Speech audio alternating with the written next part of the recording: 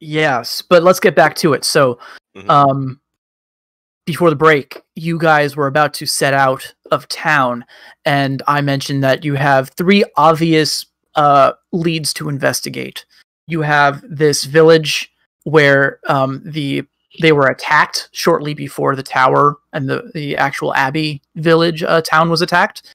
So you were going to go there and take Norbert to investigate. You also have a map or verbal directions from Raymond, the guard captain, that will point you to the location of where he believes this witch to live, which is, based on his directions, probably like a day and a half journey to the north of Harmony, the town you're in. And lastly, right before you decided to leave, the Abbess Colette approached you and said that she thinks that this is not the Dolaru, and she would ask that you go and speak to the Baron in Oroville, which is a town across the river. It's a bit more, we can actually look it up. I imagine that would also be a day, maybe 2 days travel to get there. And that one also carries some other risks because of the political situation. It looks like it would actually be less than a day, or maybe a day of travel if you took the river and just went upriver. That's a tricky situation because it's a military town, and if you go as representatives of the Avoirdupois, you're very likely to run into some trouble. And of course, if we're going to go and speak to the Baron, we can't be anything except that, so yeah. Yeah. That's option C. We're pretty sure and sorcery is involved because people did things against their own nature. I mean, we have multiple people describing accounts of where they did something because they felt compelled to do so. So whether the witch was involved, the witch might be able to give us some advice. Also, witch is a strangely pejorative term. They might... That's true. It is simply what the local townsfolk are referring to this cognoscenti, but they've clearly been involved in this, and at least everyone claims that they've been ensorcelled. Well, they also... That or sudden madness struck everyone, and they're blaming a mysterious figure, but that's never happened before. Well, a mystic might have insight into the problem. And let's see, our 2 other options were Oroville and where? Oroville and the village that honestly needs a name. Let me go find it. It's just our village. That's all.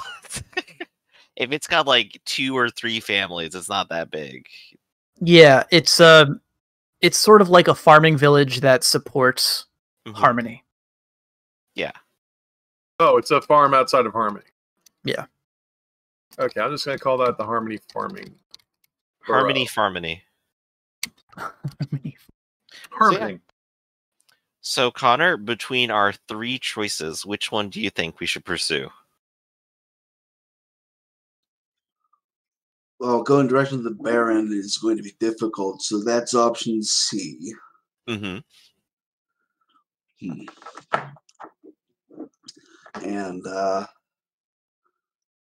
I think it might be... Could we do taking Norbert to the village, and then what was the second one? The witch to the north. I was going to suggest that what we might do is we might split up. That you folks would go to the village, and I would go visit the witch. I would suggest that if we go to the witch, that I would be the one to do so as well. Because if anyone is going to resist ensorcelment, it's me. And if anyone's going to remove ensorcelment, it'll also be me. Well, the only problem with this is you're going to slow me down.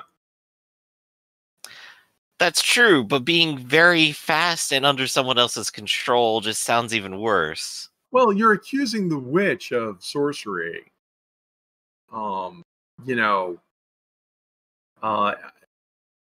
We only have circumstantial evidence for that. That's why I wanted to at least clear them or ask them if they had any advice.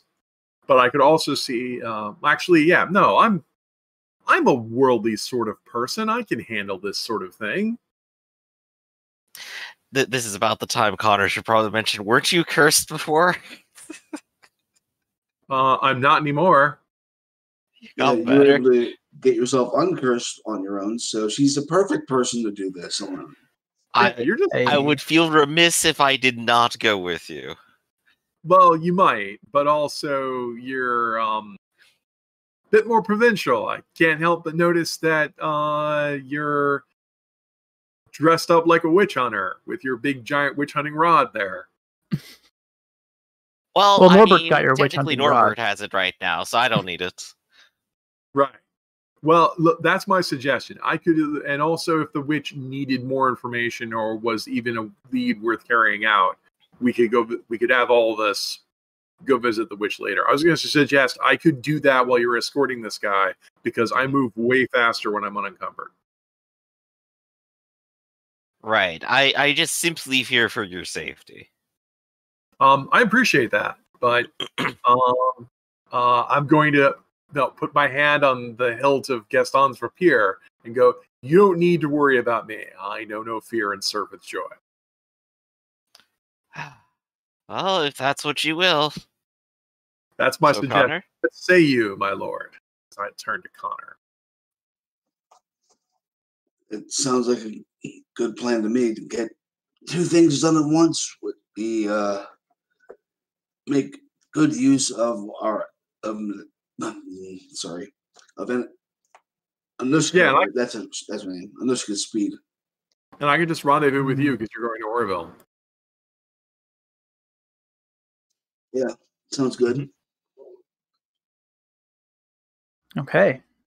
Sounds like a plan. So, just to double check. So, Anushka is going to head off and find this witch, while the rest of you are going to head west to this farming village. That sounds right. All right. So, the question is, who wants to go first? Let's see what terrible danger Anushka gets into. Yeah. Okay. Yeah. All right. Because let's see. I need to go to a place. We only have a vague description of where this witch is, don't we? Yeah, I'm going to ask you to make a roll to find it. Well, let's see what skills I have useful in knowing where witch is. This would either be academics for knowing geography and kind of stuff, or would be searching to go ahead and find where their place is. So which do you think is more appropriate? I think in this case, searching, because I can elucidate if you like. The guard, they kind of know where this witch operates, and they have an idea of where their operation is. Okay. Do they have a good idea and are good enough to give me a D8 assist bonus, or do they have a vague idea and I have nothing? I'll give you a D8 assist bonus. I mean, they've narrowed it down to like an area. That's a generic bonus in the game of like, hey, we want you to do this. So D8. All right. Well, I have Dead Reckoning, which is the ability to recognize landmarks. Geography, the ability to know where long distance places are. And hiking, the ability to that even if I didn't know where it was, I could cross long distances until I actually found it. Okay. I would say you could probably use all of those. Yeah. And I want multiple successes. Hold on, I don't have the page open. Well, I've got only 2. Okay. Well, my favorite use of searching is finding an address. I guess this counts. Go ahead and re-roll one of those. D12s came up 1. That's a little weird. All right, re-roll the D8. Yes, 3 successes. I could find something only a master scout could find. All right, which is good because it would take a master scout. So They sent me, and they sent you. So on your travels, you can tell. So this region is let's see. I think it's kind of like mountain a little bit. Yeah, it's getting hilly up where you are. But between these hills there are sort of verdant valleys, forests with canopies that make them hard to discern. You could hide a lot in here. but you are an expert navigator and a master at finding addresses. Along the way, you come across, you do notice that some of the, as you progress north, you can see that some of these forests are less random than most people would assume, and you realize that they have been tended. And you come across what you are sure is some sort of a vineyard, an orchard, basically a groomed collection of trees and plants, plant life. And as you are sort of looking for the epicenter of this tended region, you come across what is unmistakably the bodies of Vortepois guard. You can tell by their colors that these guys were serving in harmony under Raymond, the guard captain. And you don't see any of them together, but you spot probably 2 to 3 of them. Yeah, you spot 3 bodies on your way north. By bodies, you mean corpses? I mean corpses, yes. Right. You wouldn't lose a lot of time if you wanted to investigate them. I have to investigate because this is too weird. Wandering into a place it's a bunch of bodies. Yeah, it's fine. No, I'm not the kind of person who says that. So I will investigate the bodies to try and identify at least what has slain them and how long have they been dead. That is a good question. In my notes. Okay. All right. It's definitely going to be mind and searching, I suppose. It could be searching. Could also be medicine, but searching works too. Yeah, if you have medicine, you could do that. So let's say mind searching and medicine. Okay, excellent. And reroll 1/1 because my favorite use of academics is medicine. I only have 1 success. So what? How long? Did they die recently? They did not die recently. It looks like they've been dead for a number of days. Probably no more than 2 or 3. Are they mangled? Are there obvious stab wounds or anything? No stab wounds. It looks like there are what could be animal bites. Well, they've been here a while. Sorry? Oh, yeah, that's true. Yes. Yeah, that's the problem. They've been here a while, which means things could have come, scavengers could have come by. Right. I mean, not to be too gruesome, but the soft bits are probably already been chewed off. After a couple of days, yeah. So, and they, probably already got maggots and flies in them and that kind of stuff. I mean, I'm just going to examine it as like, well, I can recognize they still have the colors because the armor, they were killed but not looted. Yes, killed but not looted, and I will say that you don't see any obvious weapon wounds, no stabs, punctures, or cuts. Right. No one was overkilled by being decapitated. There's no spears or arrows stuck in anyone. So It's not obvious what killed them, and it is obvious they weren't looted. Well, that's creepy. Even though I might lose an hour or two, examining these bodies, I have an errand, so I'm going to go off. So basically, when you said like this place looks tended, like I'm guessing this would be like a video game where instead of all the trees being in random spots, suddenly all the trees are in a precise grid, and from the air that looks weird. It does exactly. It does look weird. It's not maybe as obvious as you're imagining. It's obvious from the ground, but it's pretty obvious from the air. Plus, I'm a forest critter, so I'm sensitive to this. You're sensitive to this kind of thing, and also I would say that this is It's a weird thing to try to describe, but essentially, like, if you've been to an orchard, you've seen it. There's like huge gaps between the trees. It's very clear and open and airy. This is not that, right? The trees don't grow like that. They're also probably the same level of growth, which makes it suspicious. But the trees are about the same height, because usually you have tall trees next to shorter trees because they're outgrowing. Yeah, in other words, it looks weirdly artificial. That's why I said like a video game, like as if. True. It's like that. Precise to be right. But also to add on to that, it is it's maybe not like a full farm scale operation. There's still underbrush. There's still other growth going on here. You can tell. There's signs of a guiding hand here, but a full-fledged lumber mill. Exactly. Because there's huge lumber mills back, south. Okay, well, I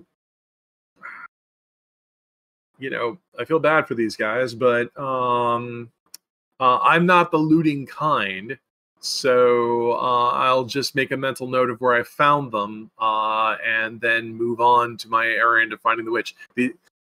These guys aren't getting any warmer. It's true. That is true. All right, so because you got 3 successes on your search, even if you lose some time for the investigation, you still manage to find what you're pretty sure is the witch's cottage, the witch's house in the center of this grove or orchard, kind of this tended area. Plus 25 XP. There you go. Yep. And you managed to find it before nightfall. So it's probably like... I don't remember find it after nightfall. I'm a freaking bat. I mean, I guess that's true. It doesn't probably bother you. But in terms of, I'm assuming that you guys left Harmony at probably around morning to midday. Then I'm assuming that it's been about half a day's time, and it's still not dark out. So that's how long you've taken. You find this this cottage, essentially. It's a pretty big house for, you could imagine maybe like 2 or 3 people living there. It looks like it has been woven out of branches, almost as if it had been grown from the ground rather than constructed out of lumber and mortar and stone. And as you approach it, however, as you land, I assume you're not landing on, right? You're probably... How do you want to approach the situation? Away and approach on foot. Gotcha. It's quieter. All right. It is quieter that way. So you take several steps. I'm not a silent flying creature. Right? You are I'm back. You're the kind of creature that screams and listens to the echoes. Yep. So all right. So constantly screaming. As you reach ground level, there's this very heady, sickly sweet aroma from the surrounding trees and bushes, and you can see that it's interesting. These trees are basically being used as scaffolding is the word that comes to mind, but you can see that they're wrapped in vines, and grapevines, and that these grapes have this heady, sweet aroma that just permeates this whole area of the woods. Yeah, this isn't the way grapes are supposed to grow. This is weird. This is some weird stuff. And so as you're approaching, give me mind and observation, please.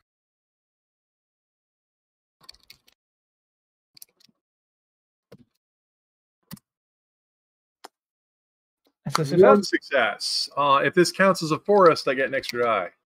Yeah, take your species die, because it is a forest. Because it's a rich forest. Now, the skill of identifying supernatural stuff is the skill of supernatural, which I don't have, so don't ask me for it. Yeah, that's fine. That's fine. I will not...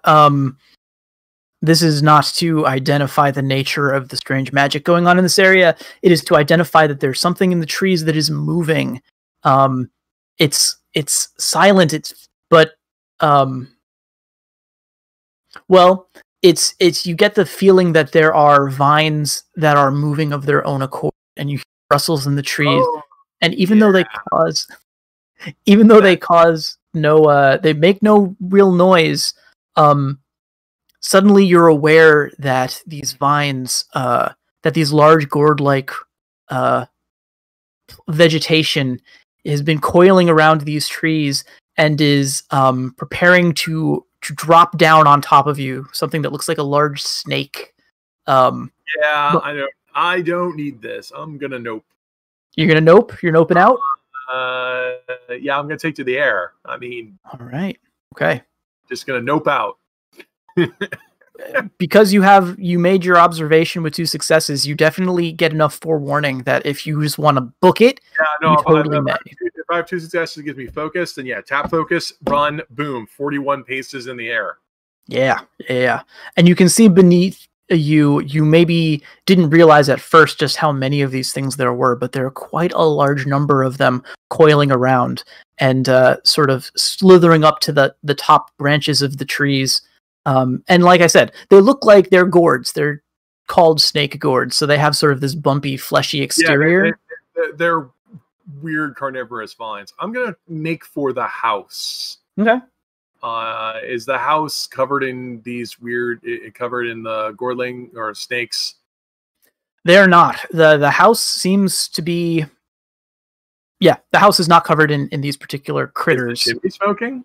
The chimney is not smoking right now, no. The problem is the witch might not... This might not be the right house, because, you know, I would abandon my house, too, if it was infested with snakes. I mean, I don't know about you guys. It's kind of like, you know, my Yelp. Yeah, it's fine. It's fine. You know, you just ignore them after a bit. Snake, carnivorous snake plant monsters everywhere, and terrible Wi-Fi. Yeah. So, well, I'm assuming there's no entry to the house from the roof. The chimney would be way too small. It's probably not impossible, but it might be... I mean, sometimes you might have a transom, you know... I mean, it's the Middle Ages and you're in the middle of nowhere. You might have a, you know, like you see in barns or whatever, like part of the ceiling can lift up to let sun come in so you can actually see crap. But we're under a horse canopy, so I'm guessing you wouldn't do that because that wouldn't work. Yeah. Yeah. If you're some kind of witch, and also we're freaking furries. Many of us don't care about light. Right. Who needs it? So, well, I want to try and knock on the door. Can I go to the awning and reach down and knock on the door without getting on the ground? Yeah, all right. Let's do that. I will hang by my prehensile feet because I'm a bat, and that's what bats do. That's what bats do. Well done. All right. Glancing around, you see that these serpent creatures have managed to slither onto the ground and they're crossing the distance over to the house. So maybe with a little bit of panic, you rap on the door, and you can hear from inside a female voice going like, oh my. I'm surprised that you made it this far. And a moment later, the door opens. And there is a boar woman who is dressed in gossamer purple robes. Oh boy. She looks surprised to see you, like she's looking out, expecting to see someone crawling along the ground, probably covered in gourd snakes. But when she sees you kind of like hanging upside down, just like the tip of your nose poking into view, she goes like, oh dear, interesting. All right. Well, I think it's hilarious is when you bow to someone, but you're a bat, so you're upside down. Your head just kind of like bobs out of you, comes back down. To you, ma'am. I intend no trespass. I am here on an errand from Sir Connor of Aberdepois. Huh. All right. I think I would like a presence. Presence negotiation. If you want to include your career die for sounding like an official messenger, you may. Yes, because I have neither negotiation nor presence but I am believable as a messenger. So let's do that then. So yeah, that's one thing I like about the rules is like, well, why don't you roll your career die to convince people you have a career? Oh, I love that. Any opportunity that I can have someone roll their species or career, I'm just like, yeah, personal victory. One success. Right. I mean, I look like I'm also dressed like a messenger. So. All right. This woman seems amused at you and the panic that the situation has caused. And now the snakes are getting quite close. In fact, some of them have reached the bottom of the house and are trying to climb their way up to your position. Can I come in? She thinks about it and she watches the snakes and she thinks about it. And then she says, oh, all right, fine. You may come in. And she holds up a hand. And as she does, the snakes seem to pause and regard her, and then maybe even a little dejectedly sort of like swoop down and slither off. She looks so delicious. It's all muscle and no fat. She says, oh, they'll eat anything. But But come in. If you aren't who you say you are, then my sign, but don't need to be told twice. She says, just warning you, don't touch anything. If you aren't who you say you are, then my my little beast snakes will have a meal after all. And she ushers you inside. Inside the hut, the smell from outside that was this very sweet cloying odor is present, almost overwhelming. And it's accompanied by this sharp smell of wine. And as you look around, this room seems to be stacked to the ceiling with small kegs of what you assume are wine. There's also mugs of the stuff kind of arranged on one table. And this is awesome because I remember when we came up with Ironclaw, when we first started publishing it, people said, I don't understand all this blessed magic. It's so useless. It doesn't do anything. And meanwhile, here I am in a place where, wait a minute, you mean we could ferment a year's worth of wine in a single day? Do you know how much money we could make? Do you know? The greatest power of them all. More alcohol. Yep. Right. So you're like, so this is it. It's like, oh yeah. It's like, wait, don't you need a big vineyard for this? Nah, you just dash the spirits and they just do it right. Exactly. And if they don't do it right, we still sell it to them anyway. Stupid groups. Right? How would they know? Yeah. So perfect. And of course, this would, it's spooky. But you have to be a weird recluse to get any of this stuff to work. But that's okay if you're a weird recluse. It's true. This woman, I should say, also has this air of she's got this aloofness about her. She's walking away from you. She seems unconcerned, and she goes back to this table where all these mugs are, and she's pouring out another one of these casks, I guess. Casks, right? Into a goblet. And she says, "You're just in time. I was getting a little tired of doing these tastings myself anyway. So, yes, I will receive your message if you do something for me." And she kind of shakes this goblet of just a wine that's so dark it's almost black. She sort of like shakes it in your direction. Yeah. A lot of wine in this period would be dark and watery. Almost water, but it's still safer because it's got alcohol in it. So it's not germs.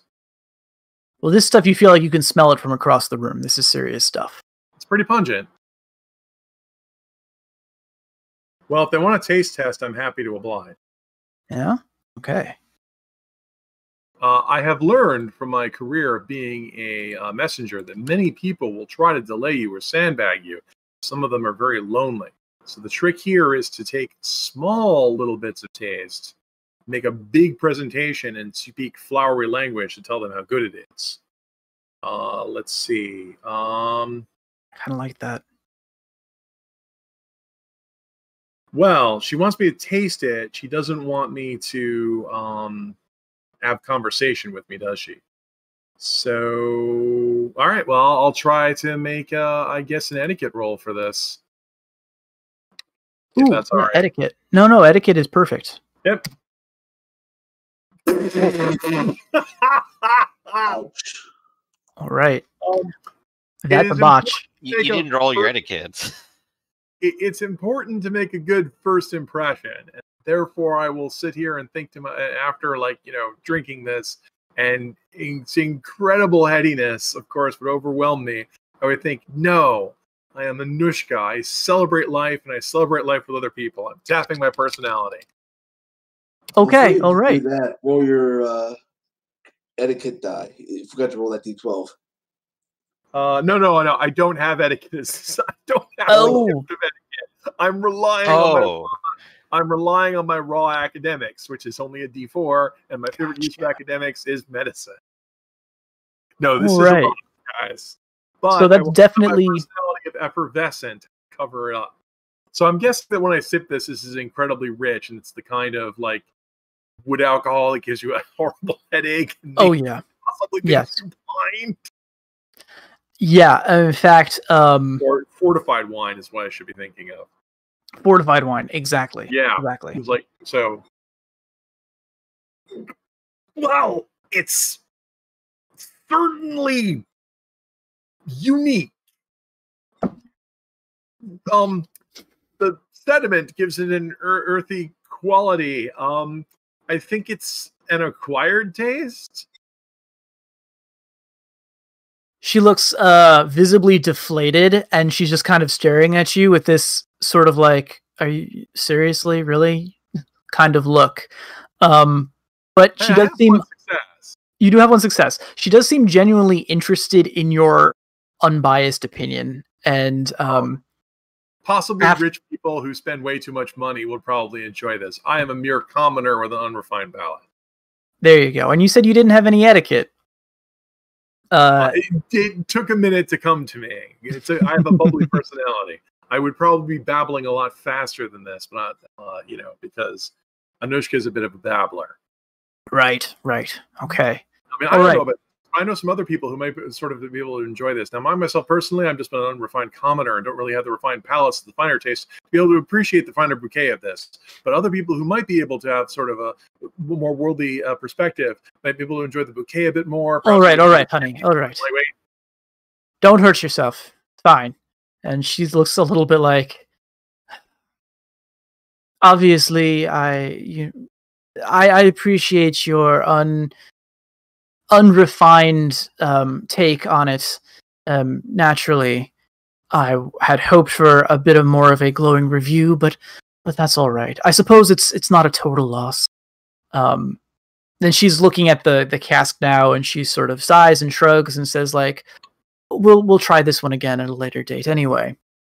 I'm sure if you watered it down 3-1, it would be very popular. That has apparently bothered her. She says, "Yes, of course. Everyone, the modern tastes, everyone is so weak-willed. Everyone wants their spirits watered down. No one is bold enough to embrace the true beauty, the fruits of nature." But after this weird outburst, well, as much fun as it would be to enjoy your pagan bacchanal, I'm on business today.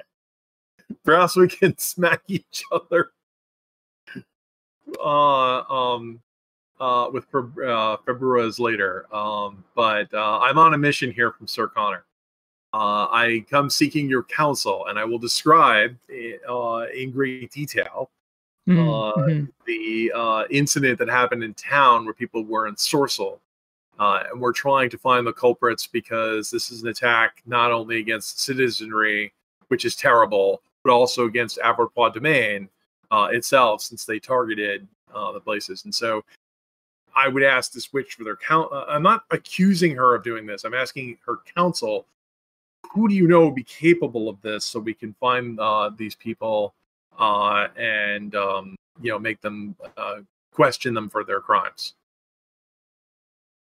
All right. Okay. All right. So, she listens, and at first, as you start talking, she looks like she gets a little bit defensive, as though maybe you did come here to accuse her of something. But it comes through. Your sort of neutral tone does come through. And afterwards, she says, I also probably sound reasonably neutral because I have a Triskellion accent, so I sound like a foreigner. Right, that's true. You definitely aren't batting for either the Avoirpois or the Dolarus. So she will say, like, "This is very curious that they would send someone like you out here. I can't imagine that you are actually working for the wretched people of that stodgy town of Harmony. But I will say that I have absolutely no idea what it is that they have accused me of doing. I have no interest in the petty wars between your two states, and honestly, I have as much to lose by wartime as anyone. I sell my wine as sacrament to the abbey itself and to those in Dolorio lands as well. So a war would just mean greater military presence, which makes it more difficult for me to move my wares. Right. As it stands, so she's also going to say that the magic that you are describing does not sound to her like the way. It would take a truly deranged, blessed individual to cause that kind of carnage, and he does not know of any of them. Sorry.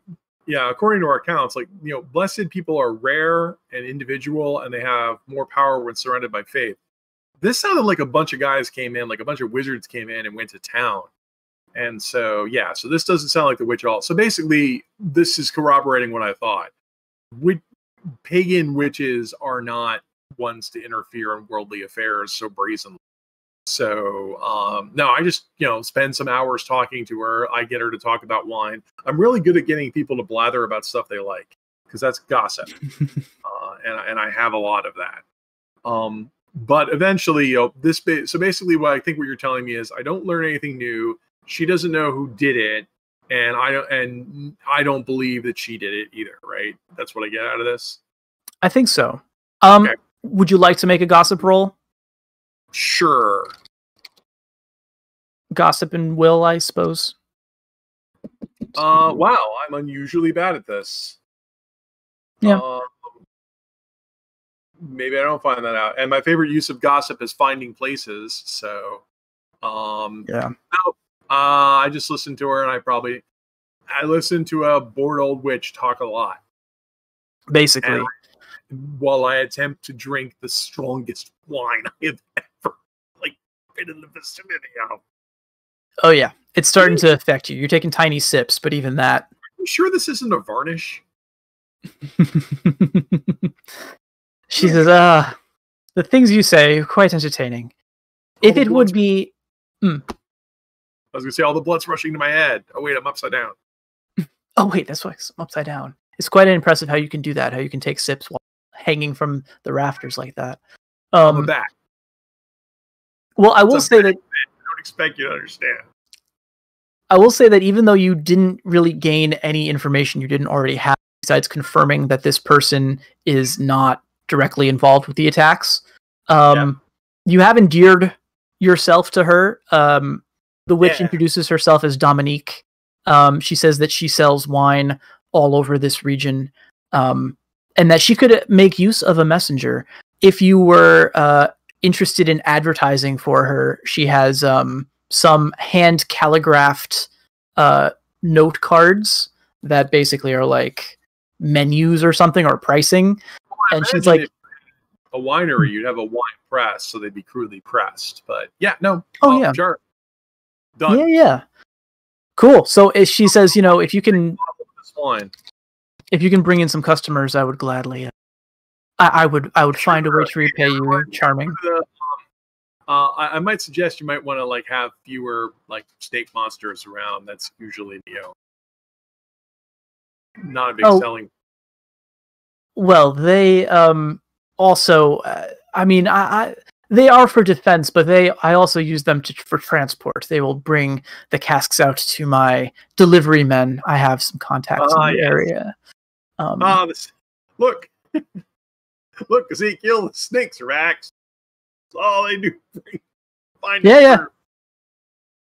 Just barrels on snakes being rolled down the hill. Yeah. So we discussed some pleasantries, and I assume that that's about it. So yes, I will offer you the goal of advertise for the Vine Witch. If you can advertise for the Vine Witch. This is gonna be awesome when I get back to you guys and explain that if you guys want the experience points, you have to help me. Have to help you. Yep. She says she wants a couple new customers, so it might take a couple tries. But yes, if you can convince some people to invest in this wine, she'll help you out with something. Okay. Pointed note: if she wants more customers, maybe move the dead bodies out of the road first. Oh yeah, right. I don't ask her about the dead bodies. I didn't roll any successes. All right, I gotta step away for a sec. So. All right. Well, that's perfect because we can jump back to the other half of this group, who is coming to the village, the farm village of Harmony, the Farmony of Harmony. And it looks like we're down to half the group anyway. Yeah. But yeah. That's okay though. So as you guys are approaching the village, it's probably been about the same amount of time while this has been happening with Anushka. You guys are coming up to this farming village. at just the beginning of evening time, but in the fading light, you can make out something that's quite disheartening. You can see that several of the barns at the edge of town suffered fire damage recently. They're not completely burned down, but it looks like it came close. Mm-hmm. Norbert shakes his head and he says, that doesn't make sense. Why would they try to burn the village? If they want to come back here and raid more food in the future, of course, it's short-term thinking, but, well, I suppose we ought to ask them what happened. Right. He kind of falls in step behind you. You can see one of the farmhands is outside wrestling with a dray, a large, squat, foul-smelling beast who does not seem to want to be yoked. And this teenage, we'll say, mouse is trying very, very hard to get this heavy yoke on this beast. It looks like he's in danger of being stepped on at any moment. And so he doesn't notice you as you approach. Okay, well, I mean, I'm going to loudly announce ourselves and go, hello there, party of Sir Connor approaching. Hello. Oh, sirs. Fine, stay. Throws the yoke down. And he says, oh, my lord. And when he sees Connor, he falls into a deep bow, almost toppling over. He says, what may I be of assistance, your lordship, sir?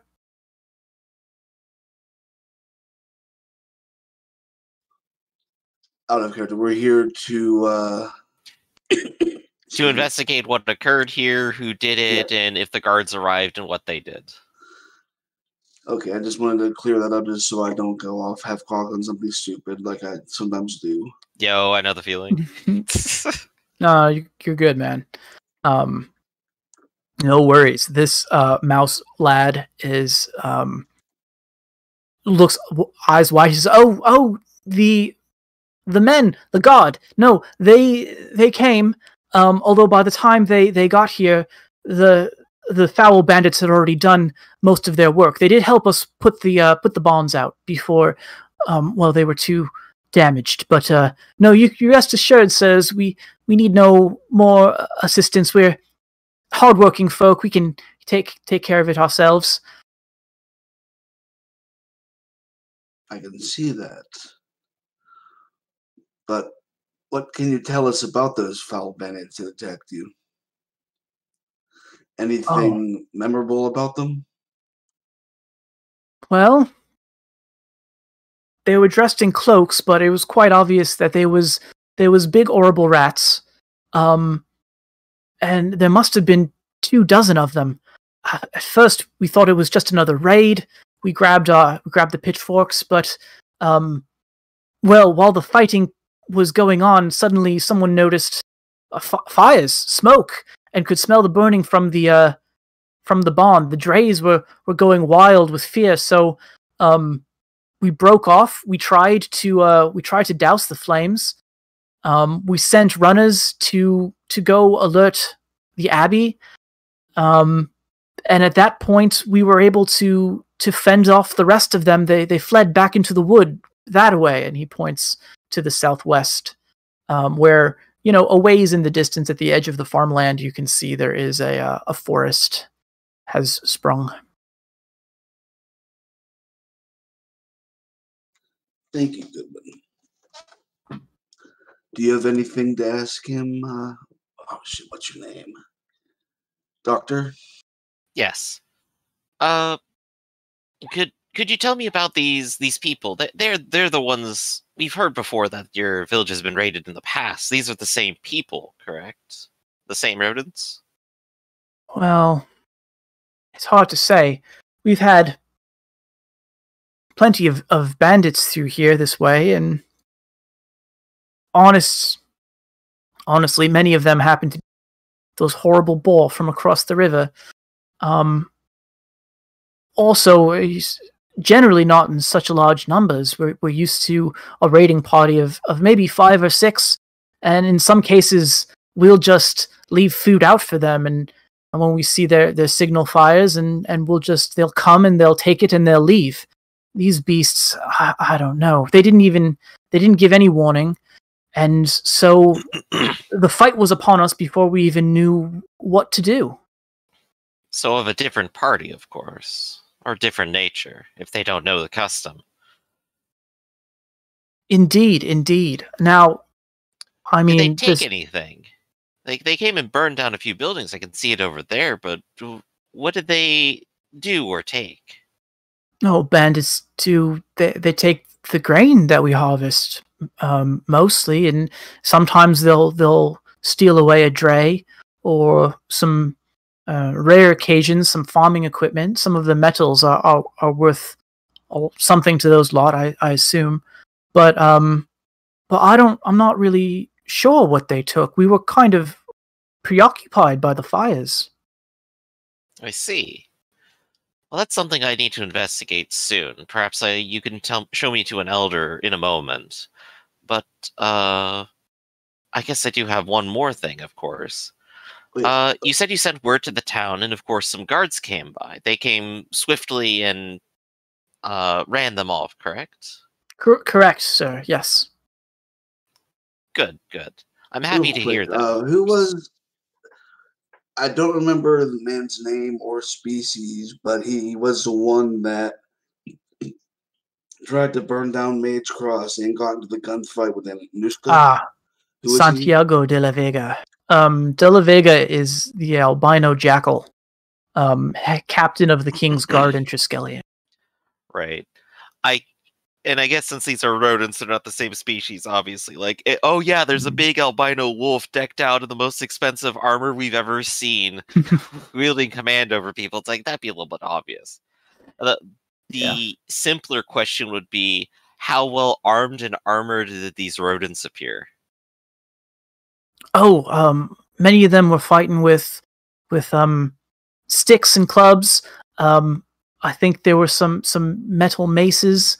I'll show you to the elder. He got a bad bash on his leg from one of the maces. So terrible. I should tend to his wound. But yes, let's go speak to him. All right, I'll bring you to Elder Mark, and he can tell you anything you need to know.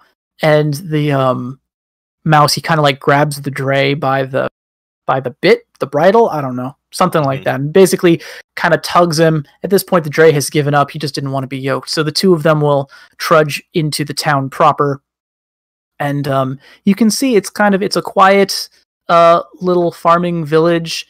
At this point, it doesn't look like there's a lot of business in the streets, although you can see that there are people who are they're lugging wood over to the barns. They're going to try to do some hasty repairs.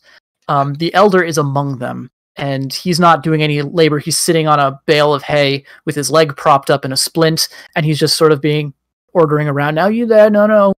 Grab the nails first. And he also is a mouse of advanced age, so kind of hunched and rather small. Elder. Hello, it's good to meet you. So, yes, you there. Welcome. Sorry, our town is a little preoccupied at the moment. Otherwise, we'd offer you more hospitality based on your station. He gives his best bow to Connor, but it doesn't look like he's... There's a little no-need gesture, with the hand. Honored by your presence, sirs. What is it that we can do for you?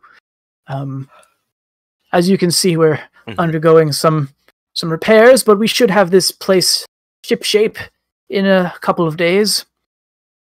That's good. And I see you're injured. If you would mind, I could tend to your wounds while you speak with Connor. Oh, this is nothing. It's fine. Don't bother yourself, sir. And I'm going to just immediately press myself onto it and just go, well, I'm just doing my work. Yep. And then you can't out-humble me, sir. Yeah, he winces, but he won't like protest as you start to actually, tend to his wound. Looks like he's got a bad, maybe a bad fracture, but not really a total break. And yeah, you could probably do something for him. There you go. Wrap it properly. Give him some like weird anti-swelling medication. I think they had aspirin or a derivative of willow bark at that point in history, so oh yeah, that cool. would definitely work. Mm-hmm. Yeah, so chew on some bark. I'll be like, bless you kindly, sirs. So yes, you need not worry yourself, though. As I said, we'll have this won't interrupt our usual shipments, so no reason to fret over that. We will be there on time, probably early still. Yes, I heard this was different than the other bandit attacks you've been suffering here. Quite. Yes, it is a strange happenstance. They came, they broke a few legs, and then they fled after setting fire. But like I said, they didn't take anything, so we should have our shipment on time, on schedule. Yes. We're more concerned about this attack. Your taxes are going to be safe in the hands of your manor lord when that time comes. We're more here for this attack and how we can perhaps find the people responsible and bring them to justice. Is there anything you can tell us that might aid us in that pursuit? Oh, Well, I'm grateful to you for your diligence in this matter. Normally, we don't have such a, well, let's say, follow-up on our town's raids. Well, then, let's see. Well, I had heard from some of our hands who will sell wares to the merchants along the riverbank, said that they've seen these folk coming and going. Rats in larger numbers look to have armed themselves with all manner of improvised weaponry. There's some thoughts that they might be part of a gang, but no indication as to where they're holding out.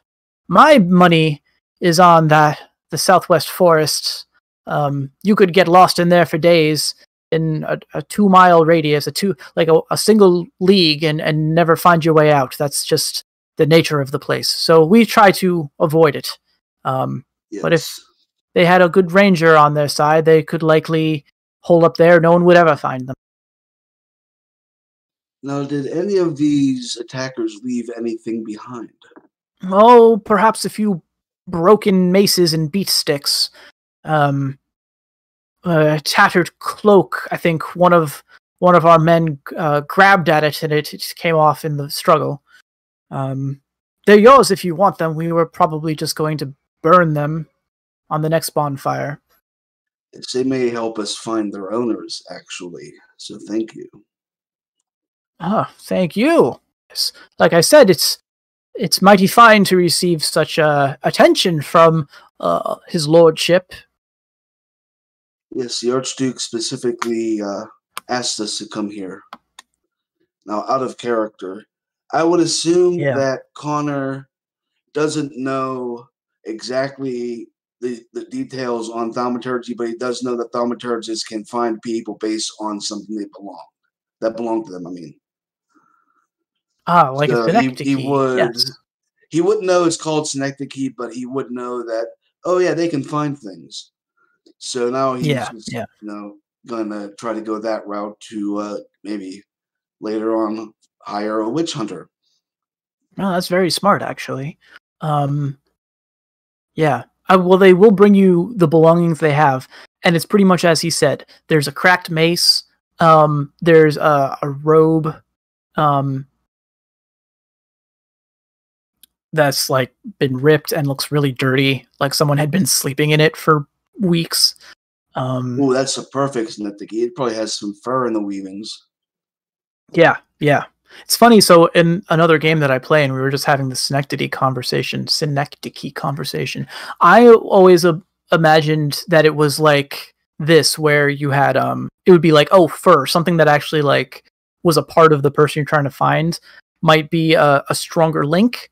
Some of my other players were mentioning that a lot of it is based off of importance to the person, so that it might not necessarily just be like fur might be good, but it might not be as good as like a prized pocket watch or something, some item that they hold dear to themselves. Anything that would have a strong mystical connection to somebody, like if you found somebody's, like if you found another PC's favorite weapon, that's a definite synecdoche. But a dagger that they held for half an hour, no. Right. The same with money. If somebody had money and they were spending it around, like, oh yeah, give me the denarii he spent on this, and then you can track them. No, that doesn't work, because money goes through so many hands. Any synecdoche, it would have its own muddle.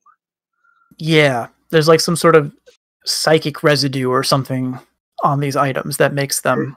If you're following Bonewit's tradition, it's the law of contagion and the law of sympathy. If I had something, it has a connection to me, and if something's representative of me, it has a connection to me. Well, there you go. Okay. Well, of these items, either one might fit that bill. The cloak has obviously been worn for a long time. The club that is, or the mace that has been broken, looks like it's broken from a long lifetime of cracking skulls. So both of them look to be well used. Excellent. I'm going to put that down in my sheet as... do you mind if I just list it as synecdoche to bandits and put the bandits in quote marks, because we know that's not what they are? Yeah, that's fine.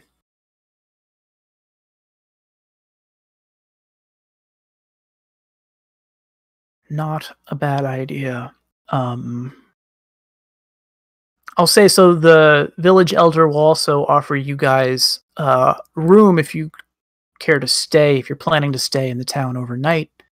And he says, I should say that when you mention that you're on a mission from the Archduke, he kind of like laughs. Like, he honestly thinks that you're joking.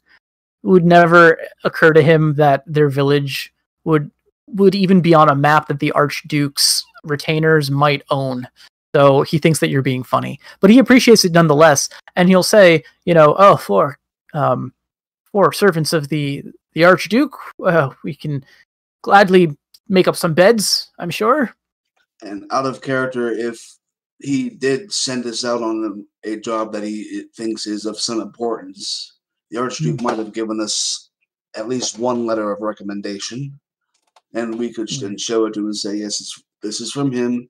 This is his order to come to this area and find out about these crimes, and that's what we're here for. Yeah. Oh, and when you do that, he looks like he's about to fall off of the bale of hay. No more broken bones. Not like that. He steadies himself on you, Doctor. So he steadies himself against you, and he goes like, "Oh, this is some powerful stuff you gave me there, Doc." Referring to the... It'll have that effect. You'll be dizzy for a little bit. I'm sure you also hear things too. All right. Well, yeah, he reiterates that you guys are totally welcome to stay. He says that if you're thinking of venturing into the woods, he can recommend one of the lads from the village who likes to play in that area, who might be able to give you some pointers. But warns you that it's pretty dangerous. I mean, like you said, bandits just came out of there, so he would ask you to, take the precautions and defend yourselves. Thank you. We will manage any armed conflict.